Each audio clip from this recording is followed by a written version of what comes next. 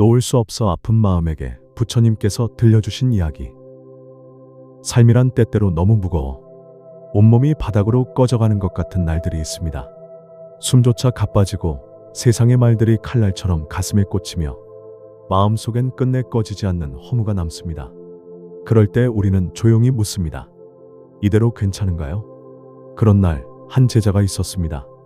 지치고 상처받고 누구에게도 털어놓지 못한 마음을 안고 긴 침묵 끝에 부처님을 찾아옵니다. 그 고요한 만남 속에서 이야기가 천천히 시작됩니다. 일부. 모든 게 버거운 날엔 햇살이 사원 지붕 위를 따사롭게 덮고 있었지만 그 따뜻함은 제자의 어깨까지 닿지 못했습니다. 그의 걸음은 무겁고 눈빛은 안개처럼 흐려져 있었습니다. 천천히 부처님께 다가가 자리에 앉은 제자는 몇 번이고 입술을 때려 했지만 쉽게 말을 잇지 못했습니다. 마침내 그의 목소리가 바람처럼 낮게 흘러나왔습니다. 요즘은 아침에 눈을 뜨는 것도 힘이 듭니다. 그 말은 마치 오랫동안 눌러왔던 숨처럼 떨리며 이어졌습니다. 해야 할 일은 쌓였는데 몸도 마음도 움직이질 않아요. 숨 쉬는 것조차 벅차게만 느껴집니다. 부처님은 아무 말 없이 고개를 들었습니다. 그분의 시선은 연못처럼 깊고 고요했고 제자의 무너진 마음까지도 가만히 품는 듯했습니다. 그리고 이내 부드러운 음성으로 말씀을 건넸습니다. 그대여, 물은 언제나 앞으로만 흐르지 않느니라. 때로는 바위에 부딪혀 멈추기도 하고 작은 웅덩이에 고여 잠시 숨을 고르기도 하지.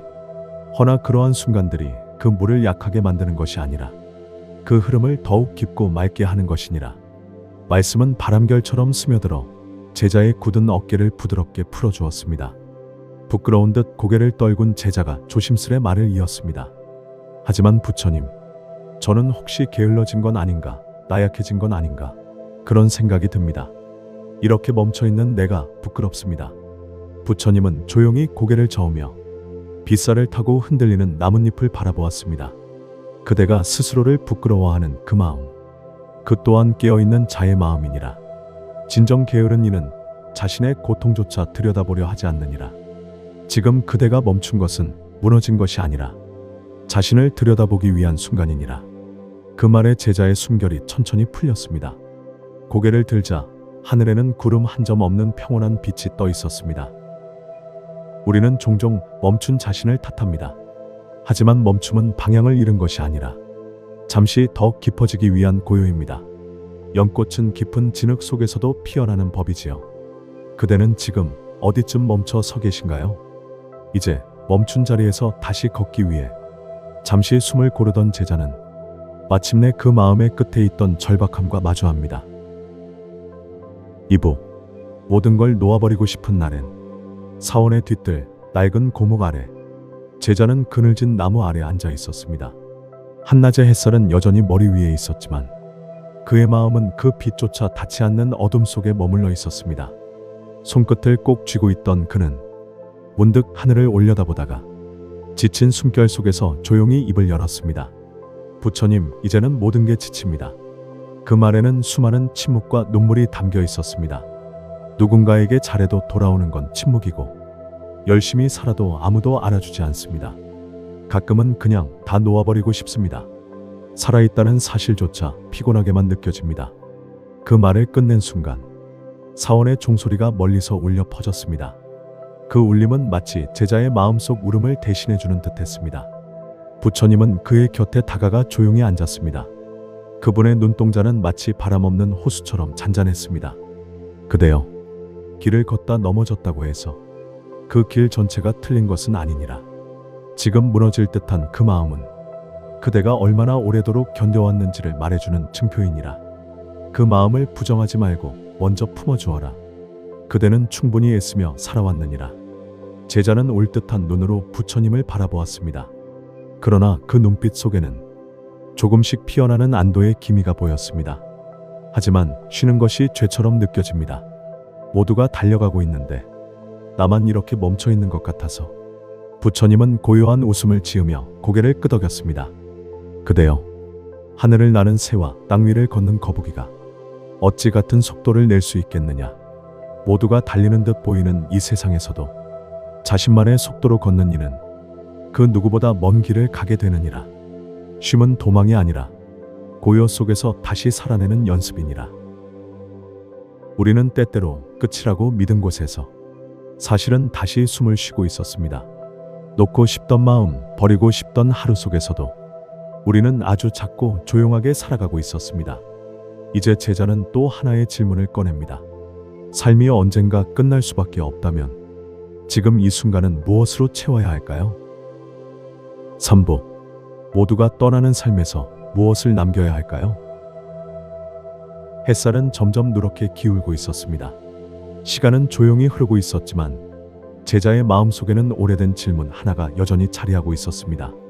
그는 천천히 걸음을 옮겨 부처님 곁에 다가가 앉았습니다.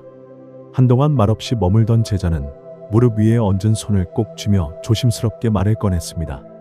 부처님, 사람은 결국 모두 죽는 존재라면 무엇을 남기며 살아야 하는 걸까요? 그 말은 단지 철학적인 궁금증이 아니었습니다. 그 속엔 삶을 다해 살아가고자 했던 자의 허무와 그럼에도 의미를 붙들고 싶은 간절함이 서려 있었습니다. 부처님은 눈을 감고 조용히 숨을 고르셨습니다. 그리고 마치 바람처럼 부드럽게 입을 여셨습니다. 그대여, 삶은 긴 여정이 아니라 지금 이 순간 깨어있는 숨결이니라. 죽음을 두려워하기보다는 오늘 하루를 헛되이 보내는 것을 더 두려워하거라. 말씀은 천천히 그러나 깊이 스며들었습니다. 삶의 가치는 그 길이에 기름이 있지 않다. 그 안에 어떤 마음이 깃들었는가에 달려있느니라. 부처님은 허리를 조금 펴고 곁에 떨어진 낙엽 하나를 손에 올려두셨습니다. 그 낙엽은 말라 있었지만 여전히 아름다운 무늬와 결을 지니고 있었습니다. 그대가 이 세상을 떠날 때 사람들은 그대가 무엇을 얻었는지를 기억하지 않느니라. 대신 그대가 어떤 온기로 머물렀는지를 기억하게 되느니라. 제자는 그 말에 고개를 끄덕였지만 여전히 조용히 묻듯 말했습니다. 그렇다면 살아있는 지금 이 순간엔 무엇을 가장 소중히 여겨야 할까요? 부처님의 눈빛은 한결 더 깊어졌습니다. 그대여, 무엇을 이루었는가 보다 누구에게 따뜻했는가를 먼저 돌아보거라. 그대가 남긴 자취가 누군가의 어둠을 밝히는 등불이 될 때 그 삶은 허물이 없느니라. 잠시 바람이 불었습니다. 작은 잎사귀 하나가 사원의 마루 위를 지나갈 때 부처님은 마지막으로 말을 맺으셨습니다. 죽음은 끝이 아니라 삶을 맑게 비추는 거울이다. 언젠가 흙으로 돌아갈지라도 지금 이 숨, 지금 이 걸음에 정성을 다하거라. 그것이 곧 바르게 사는 길이니라. 죽음을 묻던 제자의 질문은 결국 지금이라는 시간으로 되돌아왔습니다. 제자는 더는 묻지 않았습니다. 이제는 질문보다 더 큰 침묵으로 그 말씀을 가슴 깊이 받아들일 수 있었습니다.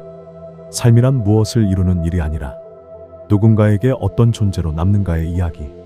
그대가 남긴 온기, 그대가 흘려보낸 따뜻한 숨결, 그 모든 것이 누군가의 삶 속에 작은 등불이 되어 남습니다. 그리고 그 등불은 그대가 떠난 뒤에도 꺼지지 않고 또 다른 마음을 비춥니다. 이제 우리는 되묻습니다. 그대는 오늘 어떤 온기로 하루를 걸어가셨나요? 어떤 사람으로, 누구의 마음에 머물고 계신가요? 그리고 내일 그대는 어떤 향기로 기억되고 싶은가요?